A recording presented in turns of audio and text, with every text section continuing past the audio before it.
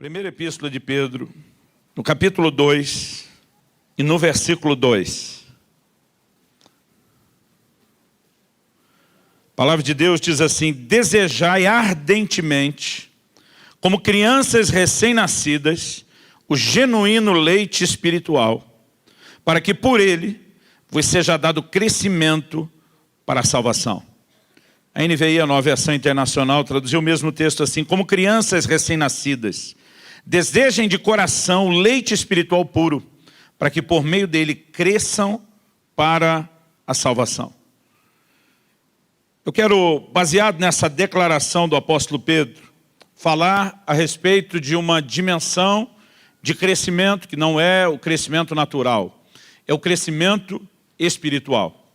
Quando ele usa aqui a expressão crescer para a salvação, é óbvio que ele está mostrando que a salvação é um processo. E nós temos falado e ensinado a respeito dessas coisas aqui.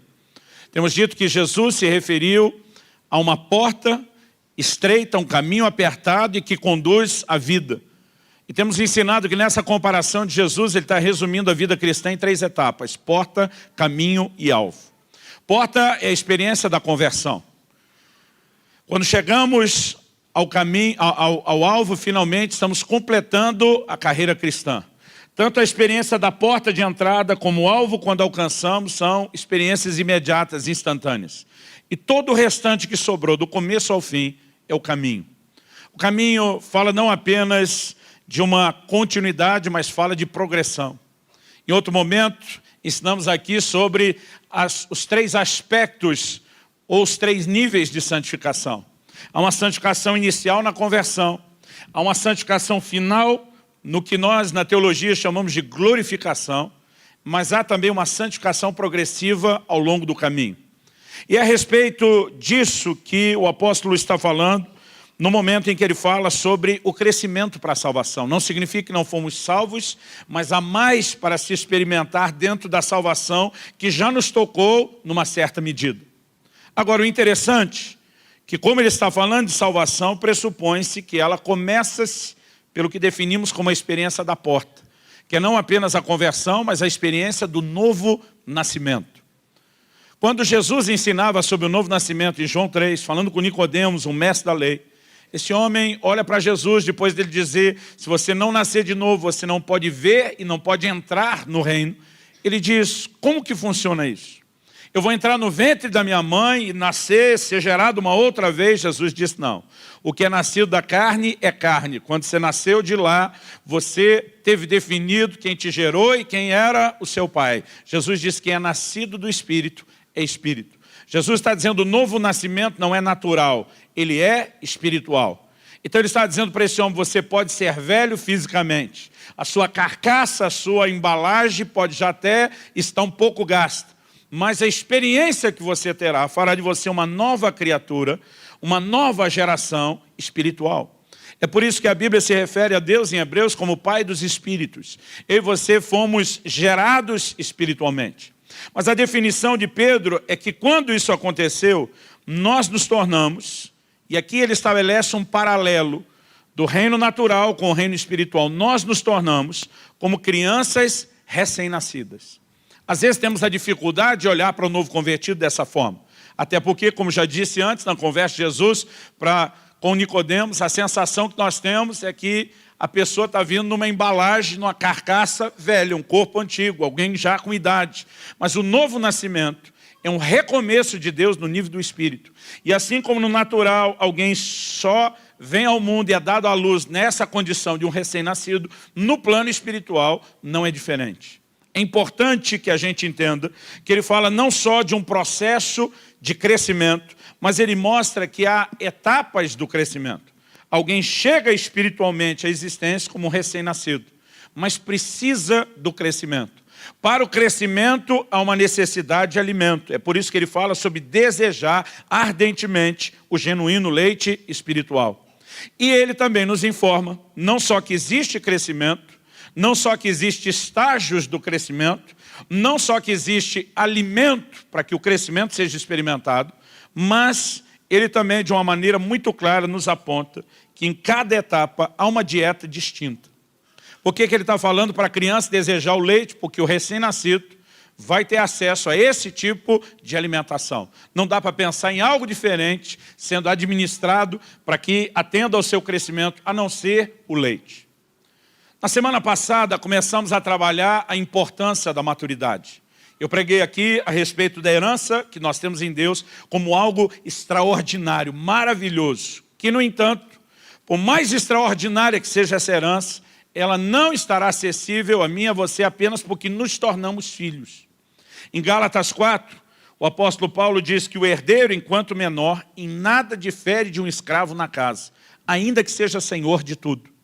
Ele diz, está até o tempo determinado pelo Pai, debaixo de tutores e curadores. Então, o apóstolo Paulo nos revela algo que tem uma aplicação e um paralelo para o reino espiritual. No versículo 3 de Gálatas 4, ele diz, assim também nós. Então, trabalhamos aqui a ideia de que podemos ter uma herança extraordinária, mas a herança não nos será entregue, ela não poderá ser desfrutada na sua plenitude, enquanto não alcançarmos a maturidade. Então, depois de definir herança e falar que sem maturidade não temos acesso a ela, nós demonstramos também que só o tempo não garante que a maturidade aconteça. A gente explorou a ideia de que o tempo é necessário para chegar à maturidade, mas não é a garantia que precisamos de que vamos alcançar a maturidade. O reino de Deus tem processos. Espiritualmente, alguém entra nesse mundo como um bebê recém-nascido e nós vamos mostrar que a ideia é alcançar a fase adulta, que esse crescimento vá nos conduzindo de estágio em estágio até que alcancemos finalmente a maturidade. Mas nós podemos perceber os processos do reino de Deus em várias declarações da Bíblia. Em especial, em Marcos 4, de 26 a 29, Jesus diz, o reino de Deus semelhante a um homem que plantou uma semente na terra. Então ele diz que a semente germina. Depois que germina, ela produz a erva. Depois ela produz a espiga. Depois vem o grão cheio na espiga. Mas o grão não pode ser colhido enquanto não estiver maduro. Nós temos estágios. Assim como em relação à semente que é plantada, primeiro germina, depois vem a erva, né? A espiga, depois o grão cheio na espiga, para só a fase da maturidade. No reino espiritual, nós também vamos percorrer determinados estágios. Isso não vai acontecer sem um mínimo de tempo. Razão pela qual, na semana passada, dissemos que Paulo diz a Timóteo, não estabeleça um bispo, não estabeleça alguém numa função de liderança, se for neófito, novo na fé. Porque por mais impactante que tenha sido a sua experiência, ele precisa de tempo para crescer. Mas a gente apontou aqui que, embora o tempo seja necessário, ele não é nenhuma garantia. Porque em Hebreus 5,12 a Bíblia diz, quando vocês já deveriam ser mestres, atendendo ao tempo decorrido, vocês precisam que, de novo, alguém vos ensine os princípios elementares do reino de Deus. Então o que ele está dizendo? Gente, vocês já deviam estar num nível de maturidade, com tanto tempo de vida cristã, com tantos anos de janela, que vocês tinham que estar ajudando a cuidar dos mais novos, ensinando os demais. Mas vocês ainda precisam ser ensinados de novo o beabá da fé. Então ele está dizendo que o tempo passou e eles não haviam crescido. O tempo é necessário, mas não é a única garantia. O propósito da minha palavra na semana passada foi pilhar todo mundo para deixar você com vontade de crescer, entender a importância da maturidade. Hoje, eu quero falar um pouco sobre o processo do crescimento. Porque se eu e você não entendemos o que é o crescimento, não basta apenas saber que a gente precisa da maturidade, se de forma clara a gente não souber como chegar lá. Então, a primeira coisa que eu quero falar dentro dessa mensagem de hoje, que pode ser classificada também como uma continuação do que abordamos na semana passada, é que nós temos que reconhecer, e eu quero usar até vários textos bíblicos, talvez até mais do que precisaria para provar um ponto ou uma ideia, porque eu quero te mostrar que isso é uma doutrina bíblica. Os apóstolos falavam sobre isso. Os apóstolos pregavam sobre isso largamente. Podemos dizer que o entendimento de crescimento espiritual era parte do senso comum, daquilo que os cristãos no início entendiam. Então, eu vou tentar dividir a nossa construção aqui em 3 partes. Em primeiro lugar, eu quero demonstrar esses estágios do crescimento, começando pela fase que o apóstolo Pedro já apontou de um nenê recém-nascido. Depois eu quero falar da dieta de cada fase ou de cada estágio. Aqui ele está dizendo que o nenê recém-nascido precisa de leite, há uma dieta específica. E vamos provar pela Bíblia que crescimento espiritual não acontece sem alimento, embora cada fase tenha o seu próprio tipo de alimento. E vamos mostrar que esse paralelo se estende não só para essas fases e para a alimentação, mas também até para a questão dos exercícios. Algo que também é necessário no desenvolvimento de qualquer criança. Então vamos entender esse paralelo. Aliás, nós vamos descobrir muitas verdades paralelas na Bíblia. Do reino espiritual sendo usado para ilustrar as verdades do reino espiritual. O natural ilustrando o espiritual. Então vamos começar falando desses estágios. Além do que Pedro já nos apontou, eu gostaria que você me acompanhasse lá no livro de Efésios. Carta de Paulo aos Efésios, capítulo 4. E nós vamos ler junto do versículo 11 até o 15. No 11 ele começa falando de ministérios que Deus deu à igreja. É a partir do 12 que a gente vai entender o porquê os ministérios foram dados. Mas vamos lá, versículo 11. Ele mesmo concedeu uns para apóstolos, outros para profetas, outros para evangelistas, outros para pastores e mestres, com vistas ao aperfeiçoamento dos santos. Você pode repetir isso comigo? Diga, aperfeiçoamento dos santos. Então o texto diz, com vista ao aperfeiçoamento dos santos, para o desempenho do seu serviço, para a edificação do corpo de Cristo. O nosso uso da palavra edificação parece estar mais restrito a uma construção civil. Mas edificação fala não só de construir, fala de fazer crescer. Agora vamos continuar, verso 13. Até que todos cheguemos à unidade da fé e do pleno conhecimento do Filho de Deus, a perfeita varonilidade. Esse termo aqui usado já não é tão comum para a nossa geração. Varonilidade é o estado de ser varão, homem feito. A NVI traduziu esse termo dizendo a perfeita maturidade. Até porque esse é o significado, essa é a intenção. Mas a palavra usada no original grego dá para entender até que a pessoa seja completamente homem. Está falando da fase adulta. A perfeita varonilidade, a medida da estatura da plenitude de Cristo, para que não mais sejamos como meninos, agitados de um lado para o outro, e levados ao redor por todo o vento de doutrina, pela artimanha dos homens, pela astúcia com que induzem ao erro. Mas seguindo a verdade em amor, cresçamos em tudo naquele que é a cabeça, Cristo.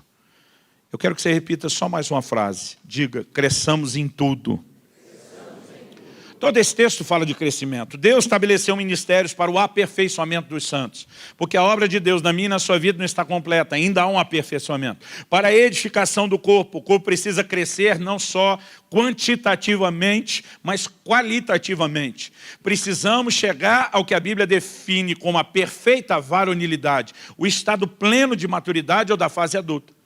Então ele diz, portanto, não mais sejamos como meninos.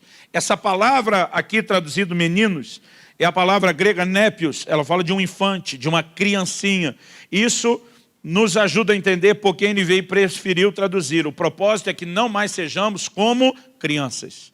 Ou seja, há uma intenção e um propósito de Deus em que os novos convertidos não vivam sempre no estágio da infância, mas que possam crescer em tudo, possam alcançar a maturidade. Interessante que essa palavra crianças já não fala do recém-nascido. O recém-nascido está numa condição que exige cuidado pleno, total. A criança precisa ser carregada, ela não anda.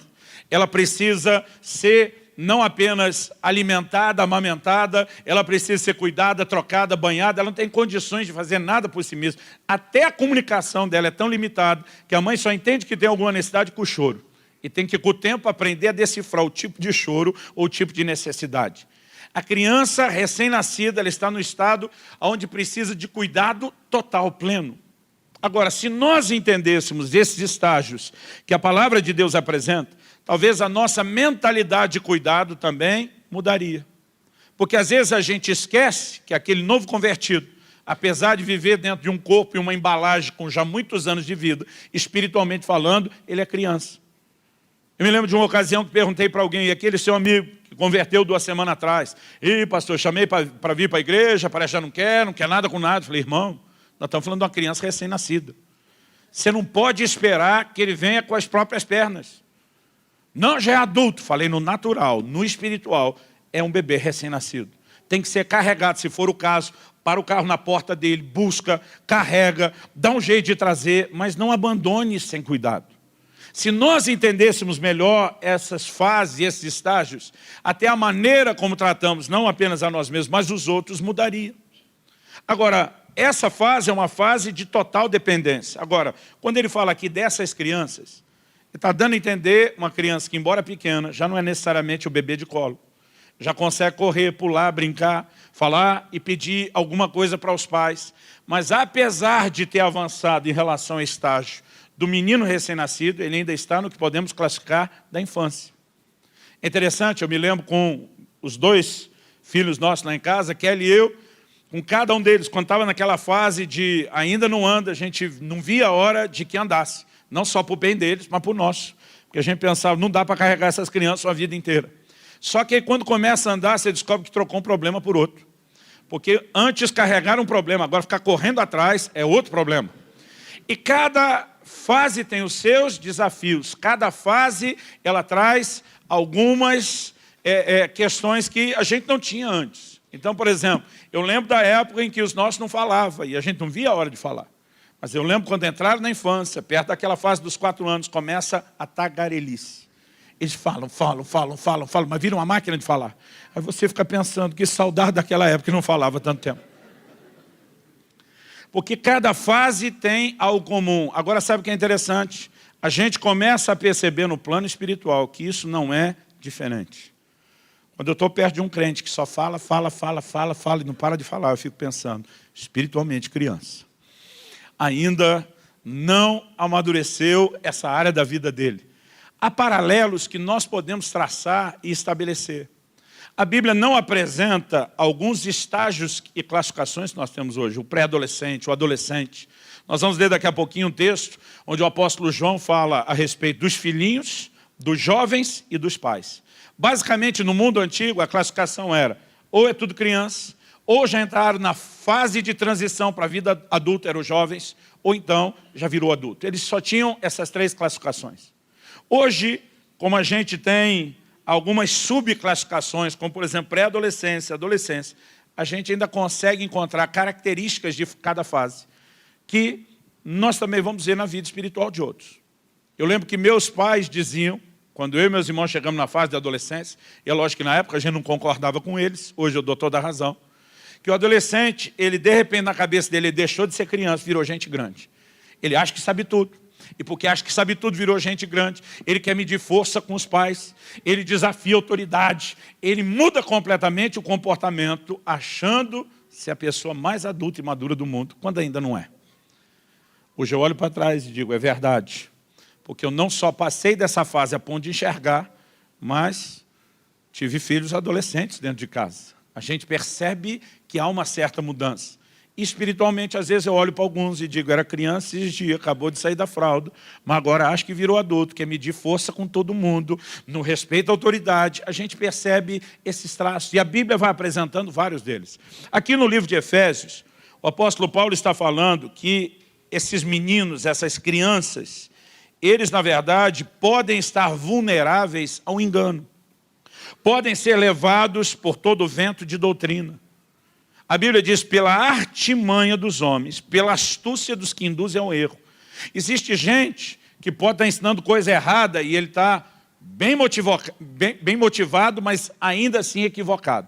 Agora, tem pessoas que elas, na verdade, elas querem induzir os outros ao erro. E quem são as maiores presas? As crianças. Espiritualmente falando, não é diferente. Por quê? Porque elas estão na fase da ingenuidade. Não vê maldade, não vê problema, não vê perigo. Eu lembro de conselhos que meus pais davam e a gente achava um absurdo. Ia sair andar de bicicleta, cuida com os carros. O carro que tem que cuidar de mim.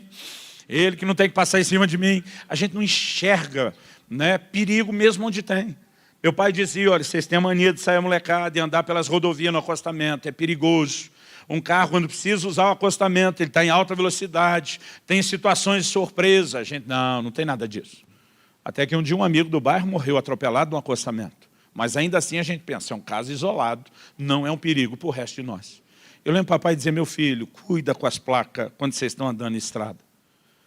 Hoje em dia já não é mais desse jeito como foi no passado, mas no passado, né, as placas de estrada era o alvo que alguns usavam para praticar o tiro e a sua mira com o carro em movimento. E a gente ainda parava debaixo da placa para ficar contando um monte de furo que tinha, em vez de evitar, porque não via perigo. Agora, vamos falar do espiritual. O paralelo existe, de acordo com a Bíblia, sim. Tem muito crente, irmão, que ele converte. Ele acha que todo mundo, como Deus, é maravilhoso. Que ninguém vai errar, embora a Bíblia esteja cheia de advertências. Jesus diz, vigiai, cuidem com os falsos profetas, mas a gente acha que não vai ter. Jesus diz, tem joio no meio do trigo, mas a gente acha que não vai ter. Irmão, o nível de ingenuidade nossa é tão grande, que só os crentes, para estar numa reunião pública como a nossa, o camarada levanta, vai para o banheiro, vai demorar, deixa carteira, celular, tudo na carteira, tudo na cadeira. Não, pastor, aqui nunca vai acontecer nada. A gente tem dito, não seja ingênuo. Mas a ingenuidade é uma marca das crianças. É por isso que a gente tem que cercar de cuidado. É por isso que a gente tem que, o tempo todo, conduzi-los a um lugar onde eles estejam debaixo de proteção e não possam ser enganados. Então nós precisamos entender que cada fase tem essa marca. Agora, qual é a fase da maturidade? Qual é a fase bíblica da perfeita varonilidade? Nós olhamos para a palavra de Deus e percebemos algumas coisas. Uma que nós podemos destacar aqui das crianças é que eles são suscetíveis ao erro, principalmente pela falta de conhecimento. Nos Estados Unidos tem muito forte essa cultura. No Brasil é muito pouco. Não são todos os pais, eu diria que é a minoria que faz isso. Nós tentamos criar os nossos filhos com essa mentalidade. Lá nos Estados Unidos isso se fala dentro de casa, fala na escola, em todo lugar. O que eles mais dizem para as crianças, não converse com estranhos, não fale com estranhos. Por quê? A criança pode ser facilmente enganada. É um docinho, é um brinquedo, e a pessoa acha que a pessoa que está ali é amigo. É impressionante esse tipo de coisa. Agora, espiritualmente, nós entendemos que é um paralelo. Também existe ingenuidade, que é baseado principalmente na falta de conhecimento. Eu não estou dizendo que a gente tem que crescer e viver naquela neurose, toda hora olhando por cima do ombro e desconfiando de tudo e de todos. Mas tem que haver um equilíbrio, onde não haja um excesso de ingenuidade. Jesus nos ensinou a ser prudente como a serpente, simples como a pomba. Na verdade, não tem como você ser os dois ao mesmo tempo. Tem situações e momentos que requerem um tipo de comportamento e outros que requerem outro. E a gente tem que ter a capacidade, que só vem com a maturidade, de discernir qual é a hora de ser cada um. Mas, embora essa seja uma marca dos meninos ou das crianças, uma marca que a Bíblia destaca do adulto é que, além de chegar à estatura do varão perfeito, que é uma indicação de Jesus como modelo de vida cristã, que eu e você temos que viver, a Bíblia também fala de chegar não só à unidade da fé, mas ao pleno conhecimento. O conhecimento em si não é a essência do crescimento, mas é uma das suas marcas, porque ele pode e vai nos proteger e vai nos guardar. Mas vamos dar uma olhadinha em 1 de João, no capítulo 2. O que é que o apóstolo João, nós já vimos o que o apóstolo Pedro falou, já vimos o que o apóstolo Paulo falou. Vamos dar uma olhadinha em 1 de João, capítulo 2, versículo 12. O que é que o apóstolo do amor fala sobre esses estágios? Filhinhos, eu vos escrevo porque os vossos pecados são perdoados por causa do seu nome. Esse termo aqui, traduzido filhinhos, do grego teknion, fala de novo das criancinhas. Está falando dos filhos pequenos. Está falando das crianças na casa. Filhinhos, eu vos escrevo que os vossos pecados são perdoados por causa do seu nome. 13. Pais, eu vos escrevo porque conheceis aquele que existe desde o princípio. Jovens, eu vos escrevo porque tendes vencido o maligno. Interessante que ele fala não só dos 3 grupos, os filhinhos, os da fase da infância, os da juventude, a transição para a maturidade, e os não só adultos, mas que já são pais, que estão agora num nível de exercer sua maturidade cuidando de outros. Mas ele também fala não só dos 3 estágios, mas de uma particularidade de cada um. Filhinhos, eu vos escrevo que os vossos pecados são perdoados por causa do seu nome. Qual é o entendimento dos filhinhos? Das crianças da casa, daqueles que nasceram de novo. Nossos pecados foram perdoados. Deus zerou nossa vida. Começamos de novo. É o nível de entendimento que eles têm. Jovens, ele diz no versículo 13, eu vos escrevo porque tendes vencido o maligno. Aqui já está no estágio de vida cristã, além de meu passado foi perdoado. Agora eu posso andar em vitória, inclusive sobre o maligno, inclusive sobre o tentador. Já é uma outra dimensão de caminhada. Mas ele diz, pais, eu vos escrevo porque conheceis aquele que existe desde o princípio. O nível de intimidade está por trás dessa declaração. Conheceis aquele que existe desde o princípio. Então não são só estágios, mas há um ambiente de vida cristã bem diferente para cada um dos 3 estágios. Vamos continuar a leitura? 14. Filhinhos, eu vos escrevi porque conheceis o Pai. Qual o nível de conhecimento que os filhinhos têm? Paternidade. Pecado perdoado, fui nascido de novo e agora eu tenho um Pai que é Deus. Pais, eu vos escrevi, e aqui ele repete, porque conheceis aquele que existe desde o princípio. O nível de conhecimento do filhinho é só, além do perdão do pecado, a paternidade. O nível de conhecimento dos pais, o que existe desde o princípio. O Deus eterno, sem começo nem fim. O Criador e sustentador de todas as coisas. Agora ele repete mais uma vez, jovens, eu vos escrevi, porque sois fortes. Eu quero que você guarde até aqui o tempo porque sois fortes. A palavra de Deus permanece em vós e tendes vencido o maligno. É interessante essa fase da juventude. Um dia desse, um pastor amigo falou para mim, rapaz, quando nós era jovem, isso é o tipo de conversa que você já começa a sentir velho. Quando você encontra seus amigos e a conversa é quando nós era jovem, né? Ele falou, quando éramos jovens, a gente tinha uma força, uma disposição, inclusive para o ministério, para estabelecer o reino de Deus. Ele diz, mas a gente não tinha sabedoria, não tinha maturidade, não tinha experiência. E algo que não demora muito para a gente descobrir, mesmo na caminhada cristã e até no ministério, é aquela verdade da propaganda antiga da Pirelli. Potência sem controle não é nada. Você pode ter um carro com uma potência enorme, se o pneu estiver careca, você roda na primeira curva. Então ele falou, cara, a gente não tinha isso. Ele falou, mas o paradoxo é que hoje que eu tenho a experiência, a maturidade, a sabedoria, eu não tenho mais força. Perdi, não tenho mais o mesmo pique daquela época. Ele olhou para mim e falou, você não acha contraditório? Eu falei, se você pensar em trabalhar sozinho, é.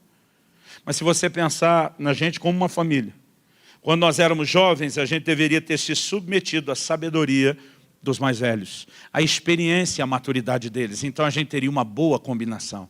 Agora que nós estamos entrando na fase da experiência e maturidade, nós precisamos aconselhar os jovens que têm a força que nós já não temos, mas não tem aquilo que nós temos. Quando a gente começar a pensar como família, querido, e não como indivíduo, as coisas mudam. Aliás, vamos mexer até no conceito aqui dos jovens que são fortes. É impressionante como de uma hora para outra as coisas mudam. Israel, antes de entrar na fase da adolescência, meu filho, nós começamos a brincar de luta lá em casa. E eu nunca facilitei para ele. De vez em quando aquele protestava, deixa o menino ganhar, vai ter que aprender a ganhar pelo esforço, pelo mérito. De vez em quando dava uma chave nele, pai, está doendo, está machucando. Eu dizia, dá 3 tapinhas que o seu sofrimento termina. Não tinha dor, irmão. Mas um dia o menino entrou na adolescência, cresceu. Aprendeu algumas coisas. Um dia ele me encaixou um armlock e quase arrancou meu braço do ombro. Eu dizia, está arrancando meu braço fora. Ele dizia, dá 3 tapinhas que o sofrimento para. Aí a Kelly ali me olhando com aquela cara, o jogo virou, é? Mas o que me assustou foi depois da adolescência, quando virou mesmo jovem, ele tinha a mesma força que o pai, ou um pouquinho mais. Eles têm força. E nós precisamos entender que no reino espiritual o paralelo também não é diferente. Já saíram da fase de dependência, já conseguem ter autonomia, têm um poder de produtividade extraordinário, embora ainda precisem da orientação dos mais sábios.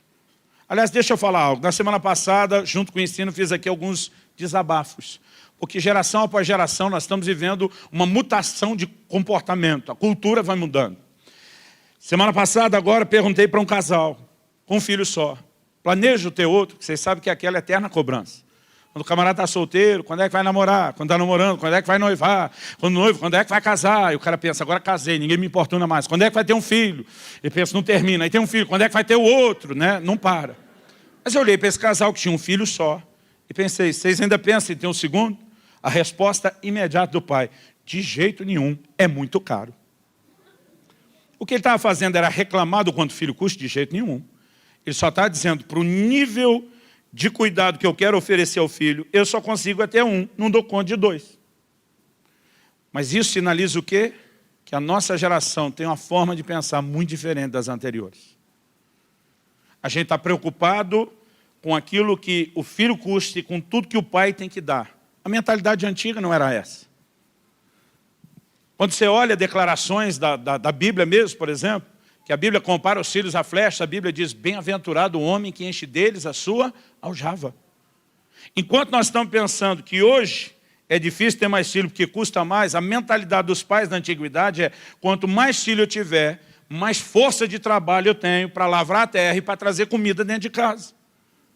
A mentalidade no passado era completamente diferente, é dizer, quanto mais filho eu tenho, mais mão de obra eu tenho para trazer sustento para a própria família. Porque eles tinham uma mentalidade de cooperação, que hoje nós não temos. Eu dou graças a Deus, falei semana passada que o regime foi meio militar lá em casa. Mas papai dizia, vocês vão aprender a trabalhar desde cedo, não é nem só pelo dinheiro. Até porque a maior parte do dinheiro era confiscado. Papai dizia, depois de dizimar, vão ficar com uma pequena parte e vão ajudar em casa. A gente dizia, mas será que precisa? Ele falou, precisando ou não, vocês têm que criar um senso de cooperação. Família não é um lugar onde você vem, só desfruta e não faz coisa alguma para construí-la. Só que a nova geração, irmão, cada vez mais é poupado. Demora cada vez mais para começar a trabalhar. E quando trabalha, o salário que ele ganha é só dele, as despesas de casa é toda do pai. O que sem perceber nós estamos criando? Uma mentalidade, eu não tenho nada para participar da construção disso. Eu só vou usufruir do que eu posso e reclamar quando não tiver bom o suficiente. Agora, será que não é essa a mentalidade que nós estamos trazendo dentro da igreja? Porque quando você começa a ensinar, ei, aqui irmão mais velho ajuda a cuidar do mais novo. Outro dia um falou para mim, que é isso, pastor? Quem ganha para isso é você.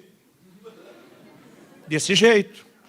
Como se fosse só para quem tem a profissão remunerada e nem o chamado. Eu falei, meu querido, deixa eu te dizer o seguinte. Uma família daquelas, de 7, 8, 9, 10, 11 filhos, vamos parar por aqui, que passou do 10, já vai dando desespero na gente. Você acha que o pai e a mãe conseguiam cuidar de toda a criançada? Os mais velhos começavam a assumir funções de responsabilidade com os mais novos. E por isso, quando se falava dentro da igreja, de ajudar a cuidar do irmão mais novo, ninguém tinha uma mentalidade cultural distorcida e não tinha dificuldade de entender isso. Mas hoje em dia, quando nós tentamos dizer, ei, você é parte de uma família e não pode só desfrutar, tem que cooperar, tem que ajudar a construir, nós temos dificuldade de entender isso. Algumas coisas precisam mudar na maneira como nós vamos entender, pelo menos a palavra. Irmão, não estou dizendo que você tem que ter 11 filhos. Eu garanti a continuidade da população brasileira com 2. Falei, se a gente tiver 2 filhos, é mata-mata. Não cresce, não diminui a população. Vamos fazer o mínimo. Não estou dizendo que você tem que fazer isso, mas a mentalidade que eles têm que cooperar não pode mudar. Então, eu lancei um desafio para os meus filhos. Vocês têm até tal idade para investir nos estudos. E a partir disso, começa a trabalhar e tem que ajudar. Porque isso é parte de um crescimento para eles. Mas isso também nos ajuda a entender melhor as verdades espirituais. Quem está entendendo, diga amém. Então, eu quero que a gente olhe isso. Agora ele diz que os jovens não apenas são fortes, mas ele diz, a palavra de Deus permanece em vós e tendes vencido o maligno. Quando a gente quer saber onde alguém está, em que fase ou estágio da vida cristã, é só você olhar o contexto. Fala demais, tagarela, provavelmente está na infância. Acha que é adulto, que sabe tudo e pode medir força com todo mundo, até com os pais, está na adolescência. Já tem força, não vive só do entendimento do perdão dos pecados, está andando em vitória, no mínimo, já está na juventude. Agora, está ajudando a exercer cuidado, provavelmente está transicionando da juventude para o lugar de paternidade ou para a fase adulta. Há vários aspectos, e a minha intenção não é abordá-los hoje, mas eu quero mostrar que esses estágios do crescimento existem. Mas para que a gente avance do primeiro até o último estágio, para que o crescimento aconteça, o que é essencial? Em praticamente todos os textos onde a Bíblia vai falar de crescimento, há sempre alguma relação com a palavra de Deus. E eu quero então falar um pouco a respeito não só da necessidade de alimento, mas da dieta de cada fase. Em Mateus 4,4, Jesus diz, nem só de pão viverá o homem, mas de toda a palavra que sai da boca de Deus. A Bíblia está dizendo que assim como no natural, eu e você precisamos para que o corpo não apenas sobreviva, mas começando lá da infância, cresça, se desenvolva, nós precisamos de alimento. E a Bíblia está dizendo também que há um alimento espiritual. Que assim como o corpo precisa do pão, o nosso espírito precisa da palavra de Deus. Quando Pedro está dizendo, deseja ardentemente o genuíno leite espiritual, ele está falando da palavra de Deus. Há um alimento, e sem o alimento nós não vamos crescer. Agora, eu fico assustado com como parece que a cada geração nós vemos o povo lendo cada vez menos a Bíblia. Esses dias o Farley estava me dizendo, foi falar numa conferência e perguntou, quantos de vocês trouxeram a Bíblia? Quase ninguém levantou a mão. Ele falou, não gente, deixa eu me explicar. Eu não estou falando da Bíblia impressa, já que hoje em dia todo mundo consegue ter uma versão eletrônica, no iPad, pode andar no celular. Mas quem de vocês tem alguma coisa, a maioria, irmão, não tinha Bíblia no celular. E mexe naquele negócio o dia inteiro.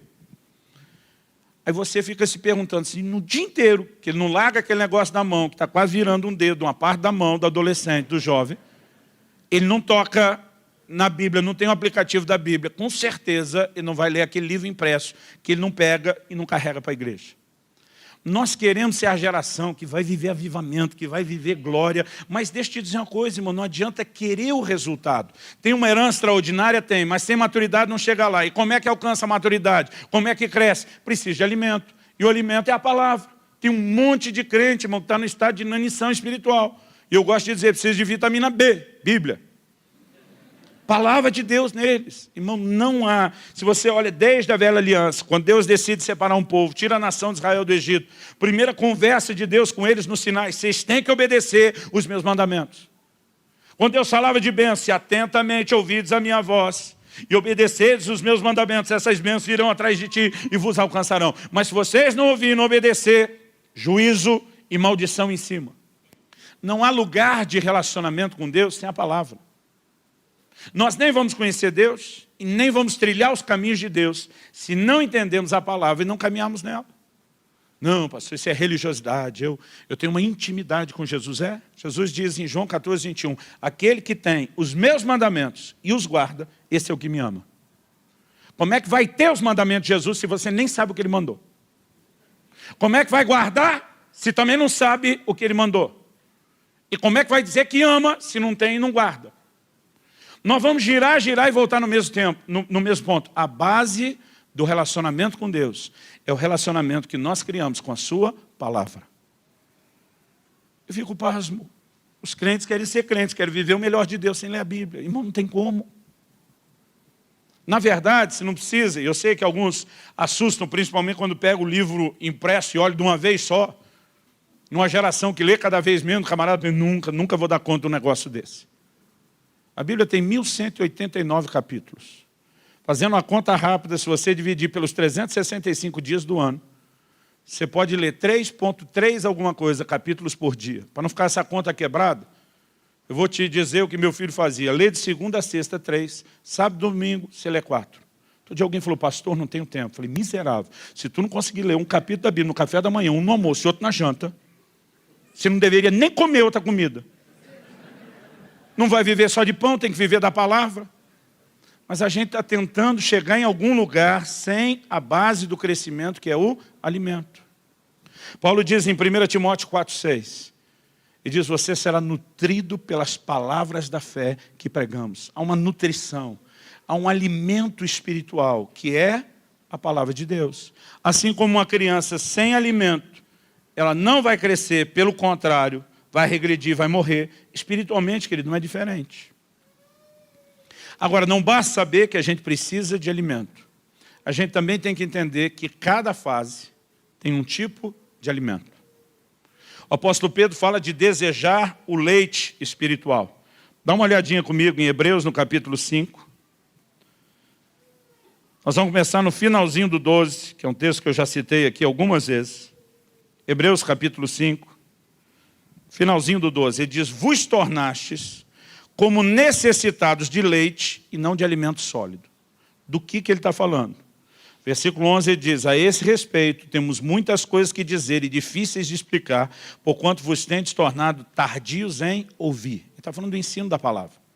No 12 ele diz, vocês já deveriam ser mestres, em razão do tempo decorrido, mas eu tenho que ensinar de novo os princípios elementares do reino de Deus, o beabá da fé. Então ele diz, assim, desse jeito, vos tornastes como necessitados de leite e não de alimento sólido. Em outras palavras, ele está dizendo que vocês são crianças. Olha o 13. Ora, todo aquele que se alimenta de leite é inexperiente na palavra da justiça porque é criança. está dizendo, leite é dieta de criança.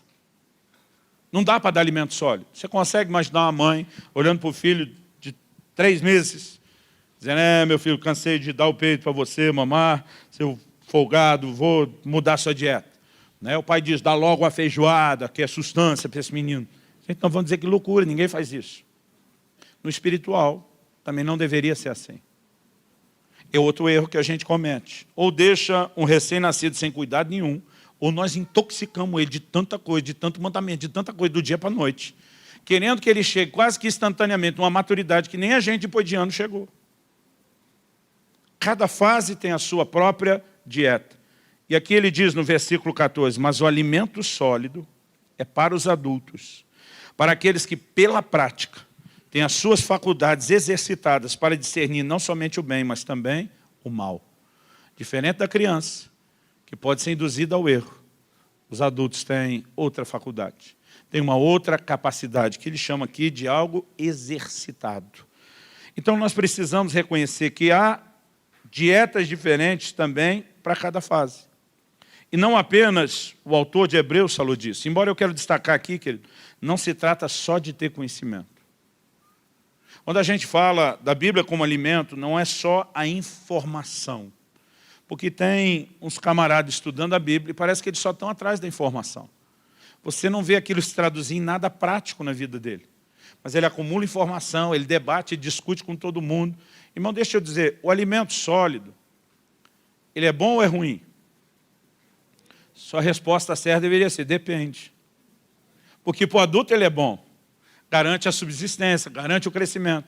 Mas para a criança recém-nascida, ele é ruim, vai intoxicá-la, vai dar problema.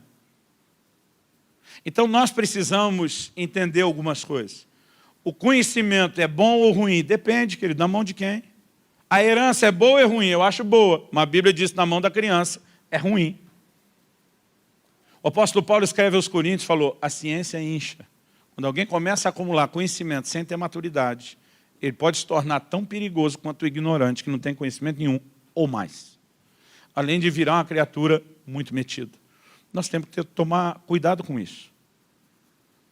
Eu lembro de um dia que fui pregar numa determinada igreja, e por saber que o pastor pensava algo diferente de um ponto doutrinário daquilo que eu penso. Quando chegou um ponto da mensagem, contornei aquilo, pulei e segui adiante. No final do culto, nós sentamos para comer junto. Ele falou, percebi que tu deu uma guinada ali para não mexer naquele assunto. Falei, fiz. Ele disse, por quê? Eu falei, porque eu sei que você pensa diferente do que eu penso a respeito disso. Já que tocou no assunto, gostaria de conversar com você a respeito disso. Falei, amigo, antes de começar a conversa, vamos tentar definir algo. Se o propósito da conversa é que eu e você possamos crescer, eu estou disposto a esgotar o assunto. Eu viro a noite discutindo com você.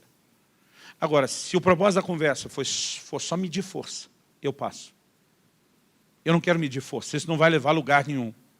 Ele olhou para mim e falou, porque eu acho que você não veio preparado para o debate. Aí pensa na criança, irmão, da qual eu tinha crescido querendo voltar. Fiz a mão dentro da mochila, puxei um livro. Falei, esse é o livro que define a sua doutrina. E é mesmo. Falei, dá uma olhada, todo rabiscado e caneteado. Eu estou pronto para vocês, seus argumentos são esses, você não dura muito. Mas quer você acredite nisso, quer não. Eu quero ser seu amigo, eu quero servir você e sua igreja. Ou a gente tem a conversa, para a gente crescer junto, ou é melhor a gente não ter. Irmão, conhecimento com intenção errada, ele vira algo ruim, não serve. Então, quando eu falo de se envolver com a palavra, não é meramente ter conhecimento, é se deixar ser moldado, trabalhado por ela. Quem está entendendo, diga amém. Agora vamos entender o porquê dessa diferença de dieta. Em 1 Coríntios, no capítulo 3, nos versículos 1 e 2, o apóstolo Paulo fala o seguinte com essa igreja. Eu, porém, irmãos, não vos pude falar como a espirituais, e sim como a carnais, como a crianças em Cristo. Aqui a diferença de um carnal e um espiritual é apresentado no mesmo paralelo de uma criança ou de um adulto. Olha o versículo 2. Leite vos dei a beber, não vos dei alimento sólido, porque ainda não podiais suportá-lo naquela época. E agora? Ele diz, nem ainda agora podeis, porque ainda sois carnais. Ele diz, naquela época vocês eram carnais, hoje vocês continuam sendo carnais. Vocês não cresceram. No versículo 3 ele define: porquanto havendo entre vós ciúmes e contendas, não é assim que sois carnais, e andais segundo o homem. A carnalidade é andar segundo o homem. É tentar viver de forma natural. É obedecer mais instintos e impulsos que nos faz muito mais parecido, com o perdão da palavra, com o animal do que com o ser racional. Ele está dizendo, o espiritual é aquele que é governado pelo seu espírito, onde o Espírito de Deus está, onde a nova natureza foi transmitida, onde você se alimenta da palavra e começa a mudar a sua forma de pensar e a sua forma de agir. Ele diz, mas se vocês não reproduzem isso, não são espirituais, são carnais. E vocês estão só no nível do leite. Paulo diz, não dá para tratar e para conversar com vocês ou ministrar num nível diferente. Então isso mais uma vez nos mostra que há estágios distintos. Razão pela qual a gente tem que tomar muito cuidado. Até com aquilo que ministra na vida de um novo. Outro dia um irmão falou para mim, pastor, ainda queria ver você pregar sobre isso. Falei, talvez eu nunca fale disso. Não nos cultos. É possível que numa reunião de liderança, é possível que numa escola bíblica. Por quê? Foi porque tem alguns assuntos, irmão, que não é para todo mundo. Tem coisa que vai dar congestão em alguns de nós. Porque não existe maturidade. Então, olha que paradoxo interessante. Sem a palavra eu não cresço, mas com doses erradas da palavra eu também não vou a lugar nenhum. E de vez em quando me preocupo. Porque tem crente que na boa intenção mal converteu e ele quer tirar o atraso. E ele come de tudo. E sabe, algumas pessoas estão tendo problemas, não é porque foram expostas a fontes erradas de ensino, como a que eu falei no início, que pode promover o engano. Aliás, falando de fonte errada de ensino, deixa eu falar uma outra coisa, que eu acho que como igreja é importante que vocês ouçam. A nova geração, e eu posso falar isso a partir dos meus filhos malemar sabiam o que era assistir televisão.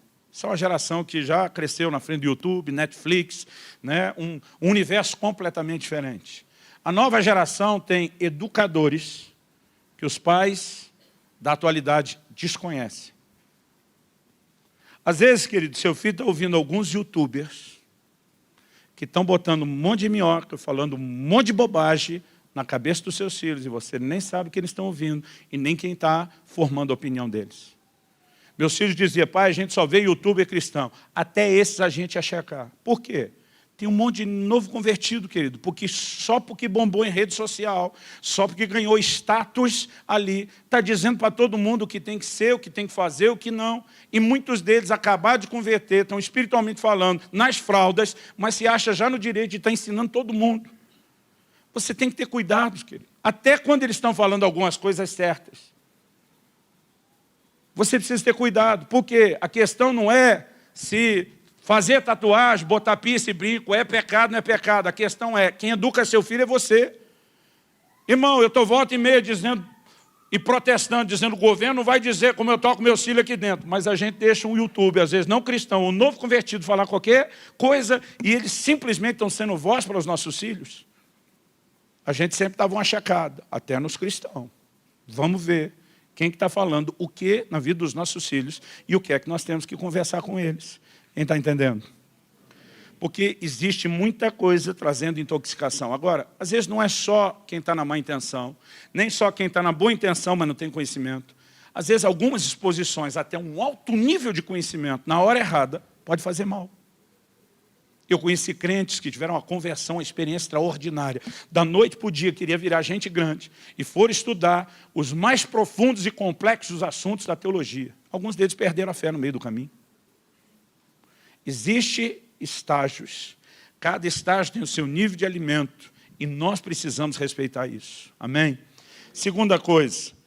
Para que eu e você cresçamos, segunda coisa e o terceiro ponto. A primeira, depois de reconhecer os estágios, para crescer é que tem que ter alimento. Passamos tempo falando de que tipo de alimento em cada fase. Mas a segunda coisa é que para crescer, a gente também precisa de exercício. Para desenvolver. Então vamos falar de uma criança.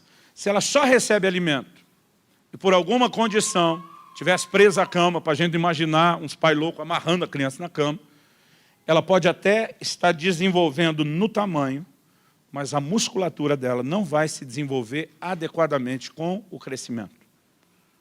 Espiritualmente eu entendo que não é diferente. Nós não precisamos só de alimento, nós precisamos de exercício. Quando eu era um pré-adolescente, eu levei um tombo de bicicleta, Eu trinquei a rótula esquerda aqui do joelho. Quando o médico descobriu o que era, falou, eu tenho que engessar a sua perna. Não quebrou, trincou, mas se não recuperar isso agora, você vai ter problemas. Então passei um mês com a perna engessada, de alto a baixo. Quando voltei no médico, ele tirou o gesso. Eu não vi a hora de tirar aquele gesso e voltar a correr, brincar. Me deu um desespero, porque minha perna não dobrava. Eu lembro que eu ali, segurando o choro, lutando contra o choro, querendo chorar, viro para o médico e falei, o senhor deve ter feito alguma coisa errada, que minha perna não dobra. Ele, segurando o riso durante um tempo e soltando em outro, falou, não. Isso é porque você ficou um mês com a sua perna parada, sem movê-la, sem dobrá-la, a musculatura atrofiou. Ele falou, pode olhar, que uma perna está mais fina do que a outra. Eu falei, está mesmo. Né? Ele falou, com fisioterapia, só um pouquinho de tempo, você vai recuperar isso. Agora, um mês só, querido, a perna já não dobrava mais. Se a criança não tiver exercício, não estou falando de mandá-la para a academia malhar, é só essa mobilidade normal, corre, pula, brinca, ela não tem um crescimento saudável. Eu quero te dizer que espiritualmente não é diferente. A Bíblia fala que o homem é composto de 3 partes, espírito, alma e corpo. 1 Tessalonicenses 5:23 diz isso, e o vosso espírito e alma e corpo sejam guardados plenamente irrepreensíveis até a vinda de nosso Senhor Jesus. Eu descobri que cada um dos 3 pode ser exercitado. Não só descobri na prática, está na Bíblia.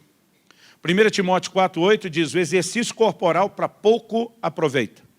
Durante muito tempo eu até li isso errado, eu li mais ou menos assim, para nada aproveita. Para justificar o sedentarismo.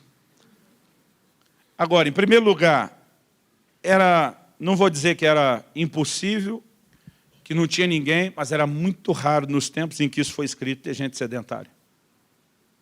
Todo mundo tinha desde trabalho manual até a necessidade de se locomover a pé, ou mesmo quem vai no lombo do animal. Irmão, se você cavalgar um pouquinho, você vai ver que talvez você saia no estado físico depois, pior do que ter andado. Que até isso vai requerer de você um certo condicionamento. Eles tinham um condicionamento absurdo. Quando a gente lê as distâncias na Bíblia, que eles viajavam, iam a pé, é impressionante. Quando Paulo está falando de exercício, ele não está falando do que hoje, às vezes, a gente tem que driblar pela foto sedentarismo, faz tudo de carro, de ônibus, então vamos andar um pouco naquela esteira. Não, eles já tinham isso.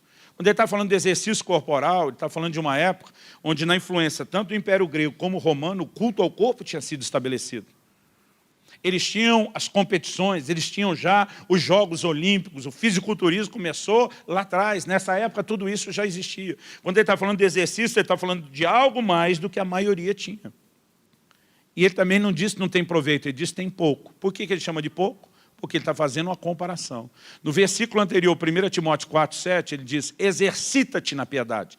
O verbo exercitar é o mesmo de quem ia para a arena.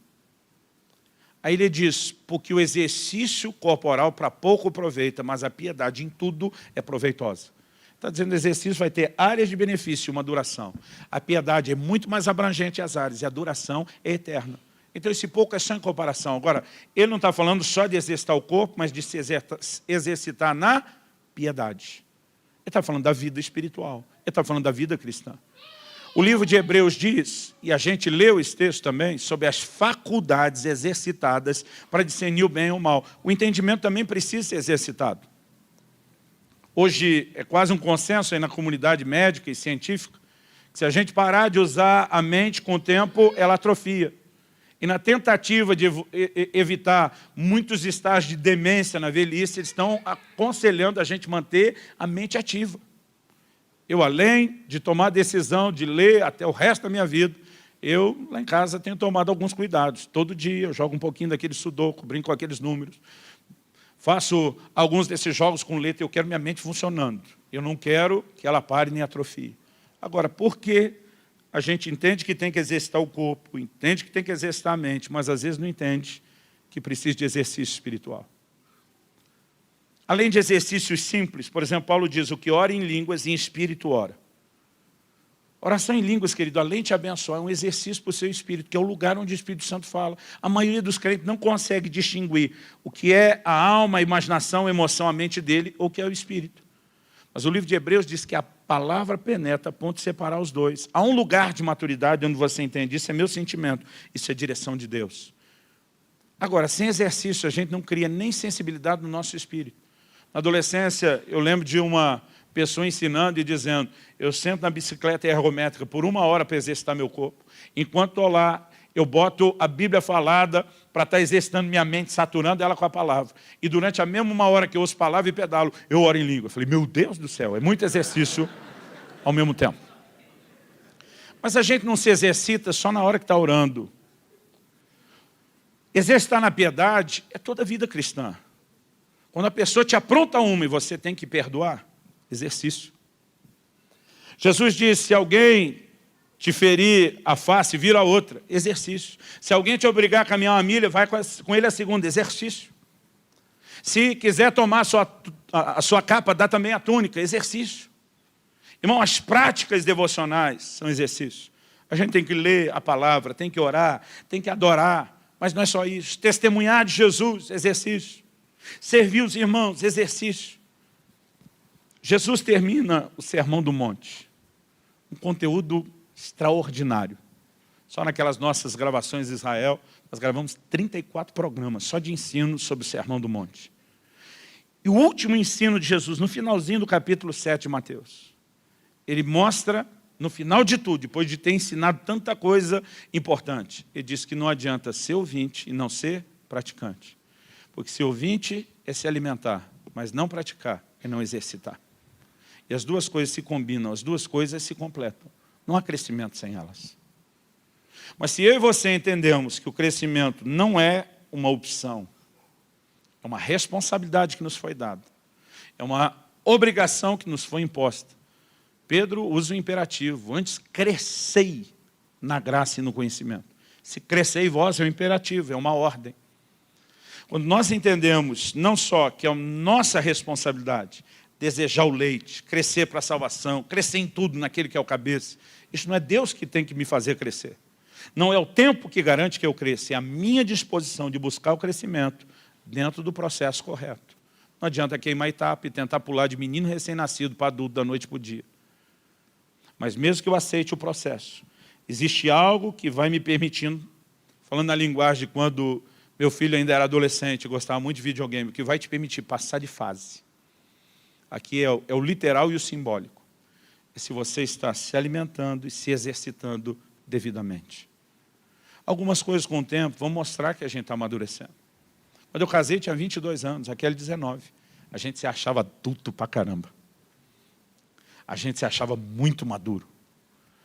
Mas eu descobri que uma das características da maturidade é que quanto mais maduro você fica, menos maduro você se sente. Menos preparado você imagina que está. Mais você entende que precisa aprender e crescer. E hoje, quase 23 anos depois que nos casamos, a gente já tem praticamente mais tempo de casado do que o que a gente teve antes de casar. A gente sente que a gente não sabe tudo como a gente achava que sabia no início.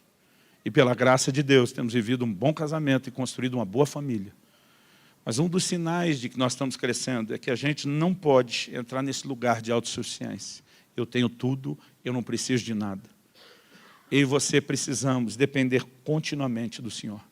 O apóstolo Paulo diz em Filipenses 3, falando sobre maturidade, sobre a completa maturidade, não que eu já tenha alcançado, mas esquecendo-me das coisas que para trás ficam. E avançando para as que estão diante de mim, prossigo para o prêmio da soberana vocação.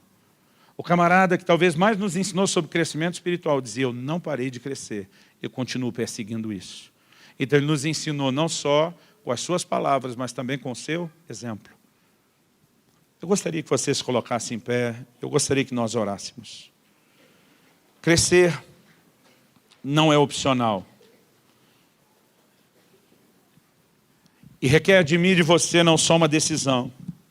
Quando a Bíblia fala de desejar isso ardentemente, talvez entendendo o que nos aguarda, isso nos ajude. Eu me lembro quando eu era garoto, uma das coisas que mais me dava vontade de crescer, imaginar que eu ia poder dirigir um carro. Talvez a segunda coisa que mais me motivava era imaginar que eu ia ter dinheiro para algumas coisas. Depois a gente cresce e diz, os verdadeiros benefícios de ter crescido não eram esses. Mas diferente dessa fase minha de garoto, espiritualmente, eu vejo claramente atrativos que valem a pena eu e você perseguirmos o crescimento. Há uma herança extraordinária, que só será acessada quando houver maturidade. Então, no mínimo, essa maturidade que me dá acesso não só à herança, mas a um relacionamento mais profundo com Deus, deveria ser algo que me motivasse, que te motivasse. Há um lugar onde não apenas a nossa produtividade no reino muda com a maturidade, mas a intimidade do nosso relacionamento com Deus. E nós temos que buscar isso. E buscar desejando ardentemente, submetendo aos processos. Eu tenho repetido isso muito desde o final do ano passado. Nós não vamos só mudar de templo. Há uma mudança de tempo acontecendo. Há uma mudança de estação profética para essa casa, para essa igreja local. Mas eu receio que alguns de nós não consigam experimentar a mesma coisa que outros vão estar experimentando nessa nova fase. Porque não nos preparamos para corresponder com Deus e entrar nesse novo nível. Então eu não vim aqui te apontar o dedo, não vim te acusar de nada, não vim jogar pedra. Tomei a liberdade semana passada e essa, até quando falo de algumas estruturas de família, dizer, estou desabafando, quando vejo uma mudança cultural, não só bíblica, que me parece ser prejudicial. Mas mesmo nisso, eu não quero, se você pensa, ou principalmente se tem agido de forma diferente, que você se sinta condenado. Foi por isso que eu tomei a liberdade de dizer, é um desabafo, e não é só instrução bíblica. Mas a minha intenção, minha real intenção diante de Deus, é te despertar para crescer, para buscar o crescimento.